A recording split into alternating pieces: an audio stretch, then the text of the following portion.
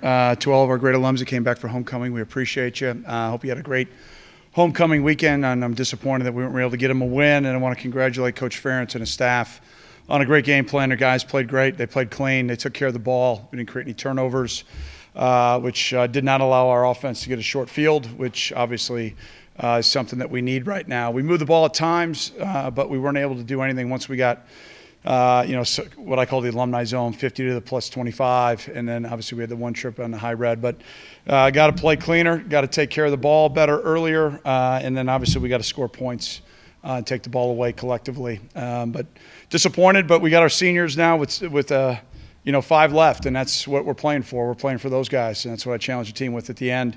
What's your goal? If you were a senior, how would you want your teammates to play for you? And so that's my challenge to the guys, and my hope is that they'll respond. But, disappointing loss, but again, congratulations to Coach Ferentz and his staff. So with that, I'll answer any of your questions. After the Ohio State game, you said you'd identify areas the team would need to improve. Mm-hmm. Were they the same issues today, or were there different issues today? Well, Ohio State presents a little bit different challenges than most teams. But I would say that from a standpoint of our inability to score points and take the ball away, it makes it really challenging to win games. It's been our recipe. We've crossed the 50. We've been able to make some plays to get points on the board, and then we've been able to take the ball away, both of which didn't happen today. So congratulations, Iowa. What kind of blow is it strategically and morale-wise when you lose Jefferson so early? And I know you're not big on divulging a lot of injury updates, but anything you can tell us? Yeah, it was a lower body, Shannon. That's all I got from the medical staff, and I'll do my best on Monday to give you information if I have it. A lot of times I don't get it until after the press conference. But it is what it is. Guys got to step up. Next guy's got to step up, and looked like we at times had guys open and didn't see them, and then other times we had some critical drops and some critical times, and then we had a couple of one-man breakdowns against our defensive line. So it's kind of there's a hole here, and you're trying to plug it, and a hole here, and you're trying to plug it, and there's a hole here. That's kind of where we're at right now on offense, and so it's kind of play to play. There's issues that we got to just get our guys to trust themselves. I think their confidence is zapped a little bit. It should be. You have to be able. It's chicken and the egg, like we've talked about, and right now we're more than the egg than the chicken. So I don't know if that makes sense, but that's the way I feel. So, but I believe in the guys. They're great. Like I said. TV crew, we had scouts at practice on Wednesday like we do each week, and they thought, wow, by your guys' attitude and morale, you'd think you were undefeated. So we're just not taking practice to the games. And, I've got to do a better job of keeping morale high. We go down 7, and, I just did not like the way that we responded. I still felt like we had a great opportunity to win a game. We put a drive together to start off the third quarter, and we sputter, we self-inflict, and, we don't really get back going again until midway through the fourth quarter. So, a lot of it's on us. There's no doubt about that. And we got to get that fixed as coaches and just keep working with the guys. But I'll also give great credit to Iowa. It drives me crazy when we beat teams and all I hear about is how bad they played. They played great, and I want to give all the credit in the world to Iowa. They played outstanding. So. Coach, you guys were missing a couple guys on defense before the game in Trevor Kent and Ernest Brown, and then a couple more injuries during the game to guys like Cam Ruiz. So how do you say the defense stood in there, or did they seem to wear down a little bit toward the end with those guys out? No, I don't think so. I think that's just another guy's opportunity. I think, we got a handful of younger pups now getting a lot of reps just with the way that it goes. Iowa's got the same issues. If you're going to feel sorry for yourself for the grind of Big Ten football, you're playing the wrong sport. So next guy's got to step up and has got to play to the best of their ability. And, I'll watch the tape to reserve judgments on a lot of those things. But, obviously disappointed. Disappointed. Sometimes down a little bit. Heading into halftime, maybe with about 1 minute left, and you've seen it several times where instead of really going for it on offense, you decide maybe just take a knee, take a break. Is that more about preserving people, keeping them healthy, avoiding any injuries, or is it more of just a rush to get to halftime adjustments? You're talking about with 38 seconds left? Yeah. Yeah, no. We hadn't done a whole lot, man. There's 38 seconds left in the half. That was my decision. I don't want to turn the ball over right there and put ourselves down 3 scores. We're still right in the thick of the game. We're getting the ball first to come out the second half. Fitz, when you guys were down about a month ago, 3 touchdowns at the end of the third quarter against Michigan State, you made the move to put in Aiden Smith for Hunter Johnson. Mm-hmm. Here you had that same situation a couple of times late in this game where you're down 3 touchdowns, offense isn't moving the ball, and you kept Aiden Smith in. What was the difference? My decision. And is there Can you tell us any of the factors that went into that decision? No, it's just my decision. Clayton Thorson was back here today. Man, he's a pretty good player, huh? The That's most underappreciated player in the history of Wildcat football, probably, Paul. Perfect. What do you That's think? actually where I'm going with this. You Actually, don't have to go anywhere else. Yeah, you read my The mind. haters perfectly. hated that guy too, didn't they? Man, love haters. So what do we not see, like on the stat sheet fundamentals, that he brought to the table that maybe you'd like to see this? He's the all-time quarterback winningest group? quarterback in program history, I think.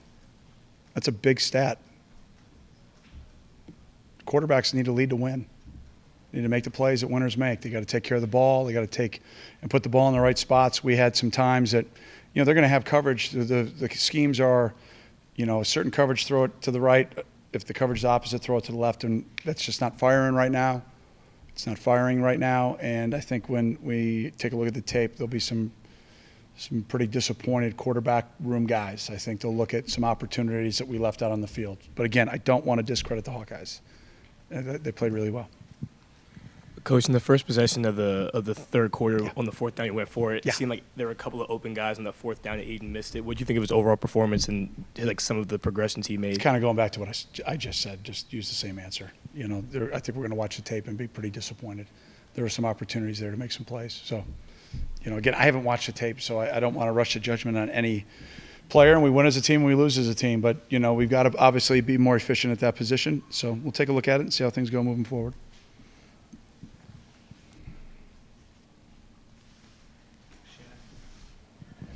On your loving the haters, do you feel like people are being unfair to the team right now, or do you feel like you're getting I don't too listen. much hate? Or? No, I don't listen when you're playing in the Big Ten championship game, and I don't listen now. That's a hell of a roller coaster ride, I get it. I mean, I'm a fan first too. I graduated from here. It's pretty important to me, and I know it's really important to our guys, and I know they're really disappointed. No, we have high expectations, and we should have high expectations. We're not living up to them, and so. I would prefer, instead of people being negative, just continue to support our guys. They can be negative with me all they want.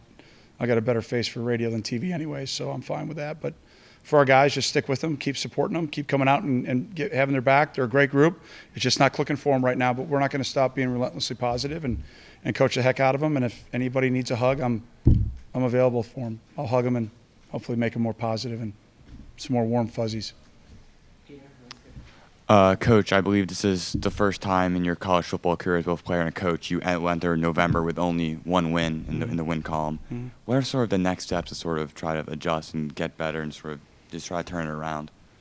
Well, first of all, you guys got to get some rest and recover. We're playing a really good team next week in the Hoosiers on the road. I think we're kicking off at like midnight Eastern. I don't know what time they got us kicking off. It's been a wild year, kickoff times. So we'll enjoy that. But just get healthy and put together a great week of practice and take it with us down to Bloomington and execute. I mean, it's not real complicated. When you don't score points, you don't take the ball away. We got to be able to do that defensively. We've got to limit explosive plays. For the most part, except for a couple, we were able to, sustain some things at the line of scrimmage. And then offensively, we got to move the ball, be efficient, and score points, and we're not doing that right now. So we got to look at the schemes that we're running. Are we putting the ball in the right guy's hands?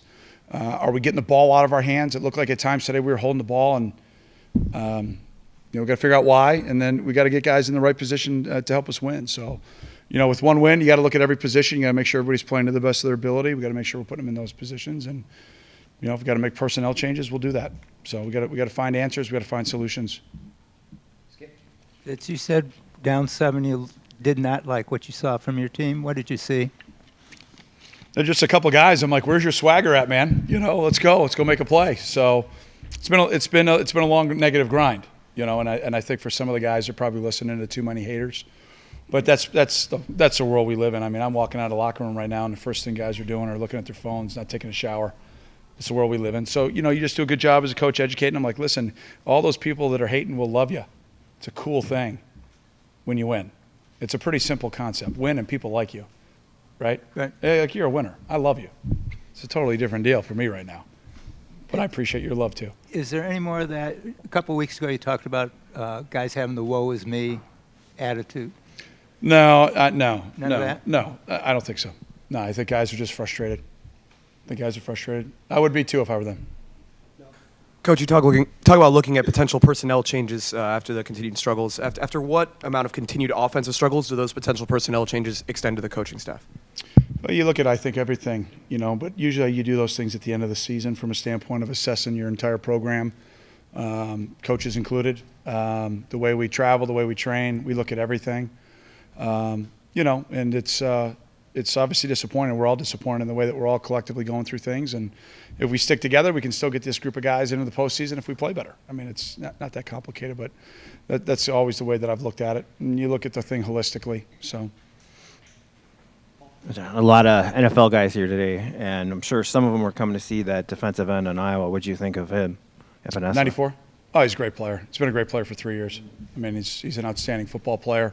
We knew he's a great player, but again, when we hold the ball, as long as we hold the ball at times, I got to look again, is it schematics? Are guys not getting open? Are we not running the right concepts? Are we not seeing the field properly based on the coverage?